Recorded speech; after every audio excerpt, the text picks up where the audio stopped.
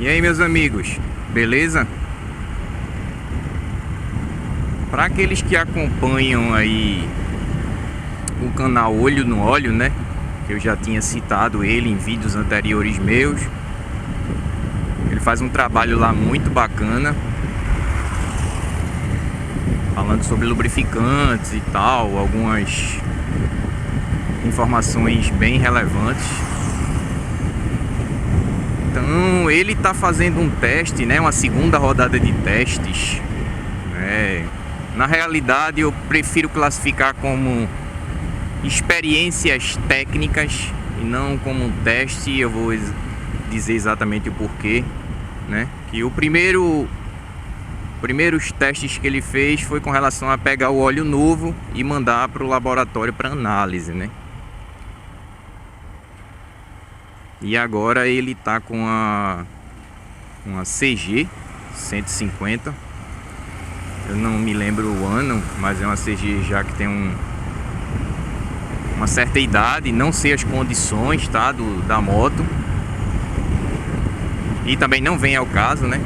Então agora ele tá fazendo uma análise com o óleo depois de utilizado, né? Depois de rodar. Então ele vai fazendo a cada 1000 km, pelo que eu entendi lá do teste dele. Se vocês puderem ver, ele já lançou o primeiro teste, né? E aí é algo que eu não cheguei a comentar, mas com detalhes, né? Com riqueza de detalhes, né? Que é a questão dos laudos que eu tinha em mãos, tá, galera? Como eu falei, eram laudos de óleos também testados, tá? Depois de rodar a quilometragem que recomendava o manual, quase todos. Muitos antecipavam pouquíssimo, mas basicamente era rodando o que recomendava lá no manual. E o que ele tá fazendo lá é isso, só que ele tá fazendo de uma forma diferente, né? O canal Olho no Óleo, ele tá fazendo a cada 1000 km. E o pessoal lá não, tirava o óleo para troca e mandava para análise. Inclusive tinha alguns dos laudos, era de laboratório dos Estados Unidos, tá? Na realidade, uma boa quantidade de laudo era feito fora, era feito lá nos Estados Unidos. Galera, o pessoal tem um trocadinho aí, tá? Eram diversas motos, como eu falei, de diversas marcas, fabricantes. Então foram dezenas e dezenas de laudo que eu tive acesso. Primeiro de tudo, né, eu acho que cometi aqui um erro, que foi não citar o que eu vi desses laudos. E vou explicar o porquê eu não quis citar e que de certa forma eu acho um erro. Como vocês sabem, quem acompanha aqui o canal há mais tempo sabe que tudo que eu gosto de falar, eu gosto de provar, eu gosto de mostrar, tá? Então, a partir do momento que eu começasse a falar desses laudos sem ter as imagens dele, eu já expliquei que eu perdi, né? Eu tive um problema no HD e perdi tudo que tinha, inclusive esses vários laudos. Então seria apenas a minha palavra. E como todo mundo sabe, essa questão de óleo dá muito debate, dá muita discussão. E a gente sabe a quantidade de engenheiro por metro quadrado que tem aqui, né, no Brasil, principalmente quando fala desse assunto. Então eu não ia ter como comprovar aquilo que eu falo. E eu não gosto disso, não é a minha linha, tá? Mas aí ele tem agora um laudo que meio que demonstra isso. E o que eu posso falar para vocês é o seguinte, que de maneira geral, com raríssimas exceções dessas dezenas de motos testadas, tem lá, tá, na lista que eu tinha, F800, XT660, XT600, NC700, né? Não existia 750 ainda.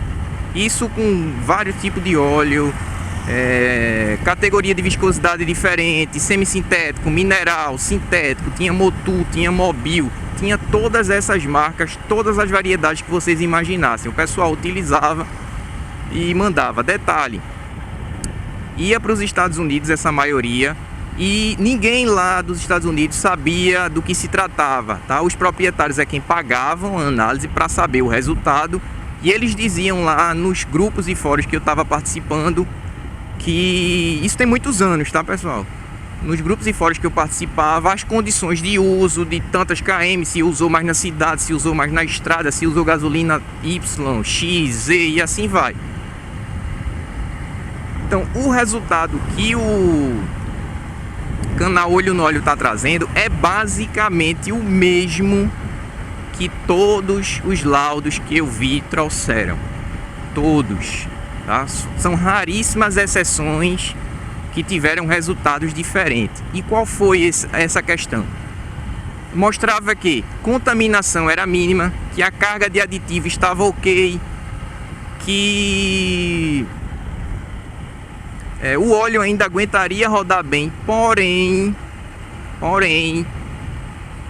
a indicação era de trocar já esse óleo. E por quê? Por conta da viscosidade, pessoal, porque o óleo ele já tinha atingido uma viscosidade ou limite, ou já tinha passado do limite daquela categoria que ele se encontra, tá? Eu vou explicar isso aí com mais detalhes. Uma pequena pausa aqui para dar uma calibrada no pneu e voltando. Então, pessoal, o que eu vi, via de regra, foi que o óleo ele estava numa categoria, a viscosidade real, tá? Ele estava numa categoria de viscosidade abaixo já do que era a categoria de fato dele. Eu vou lhe dar um exemplo, tá? Tinha alguns testes, por exemplo, usando o 20W50, que o óleo ele já estava se comportando como um 10W30 ou um 5W30, por exemplo. Então isso quer dizer que com o tempo rodando, ele foi perdendo viscosidade com o uso. Então a troca ela deveria ser feita. A troca ela é recomendada porque o óleo ele já estava numa viscosidade fora do ideal, fora do que recomenda o fabricante. Então isso quer dizer o quê? Que na prática o motor ele vai trabalhar de forma diferente. Por quê?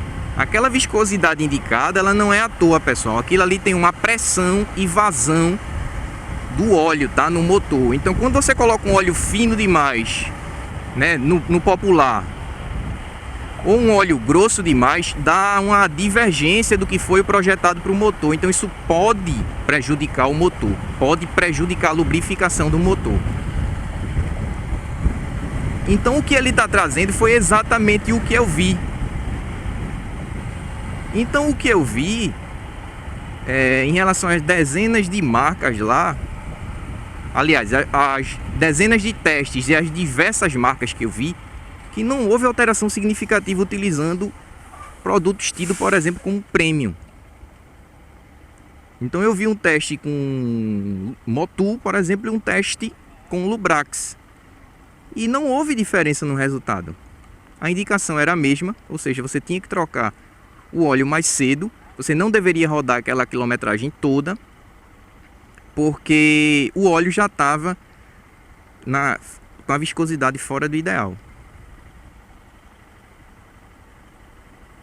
Entre diversas outras coisas, como também a mesma coisa, a questão de contaminação, de pH e os resíduos do óleo que tinha de desgaste no motor. Então, pelo que eu vi, todos os óleos, pelo menos das principais marcas, atendiam tranquilamente as necessidades do motor.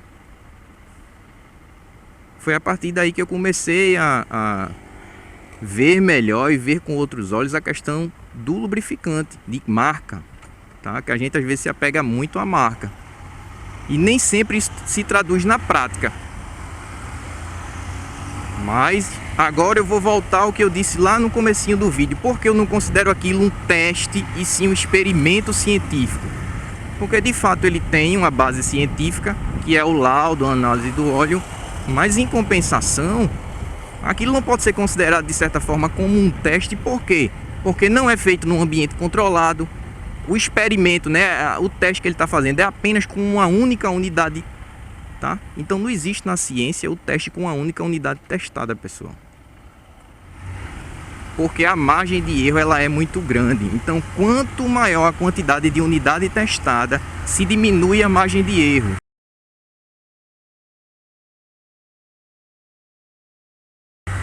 Uma das coisas que vocês vão ver aí é essa questão do Ibope. Não sei se vocês já viram, né? Análise para político. Ele está em primeiro lugar, tantos pontos percentuais. E a margem de erro é 2 pontos para mais, 3 pontos para mais ou para menos, tá? Então, o teste ele precisa ter uma quantidade de unidades para você poder validar ele. Então, o que ele está fazendo lá é muito válido, tá? Para aqueles que nunca compreendem e tentam sempre distorcer o que a gente está falando aqui. O teste, o que ele está fazendo lá é excelente, galera. É excepcional, é muito legal, muito bacana mesmo. Porém, não pode ser levado como um teste realmente, entendeu? Porque a quantidade testada, a amostra, no caso, é muito pequena. É uma moto apenas, no caso.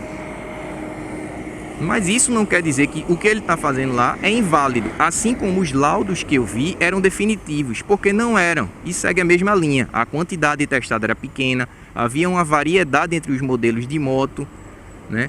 Havia também aí a falta do ambiente controlado, das condições iguais, submeter os motores às mesmas condições, tipo de rodagem.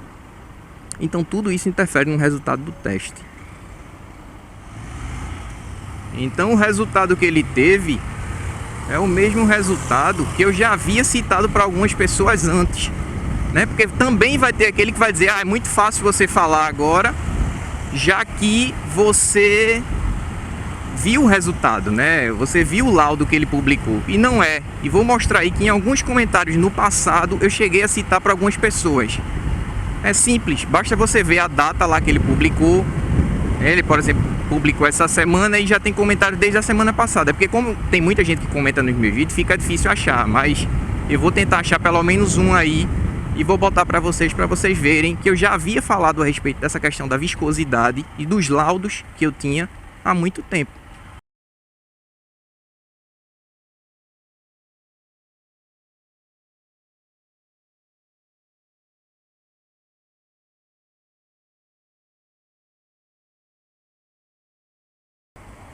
Então, rapaziada, o que é importante você frisar nisso aí é que os testes e os laudos que eu tive acesso, via de regra, mostraram que há uma perda significativa de viscosidade, independente da marca do óleo, do tipo do óleo e da moto, né, do veículo que foi utilizado e das condições, e que era recomendado para praticamente todas não rodar o período recomendado pelo manual.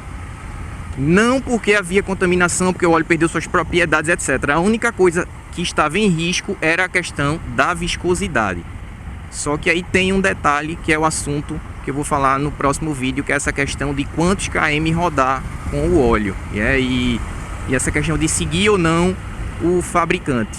Beleza, pessoal? É isso aí. Valeu!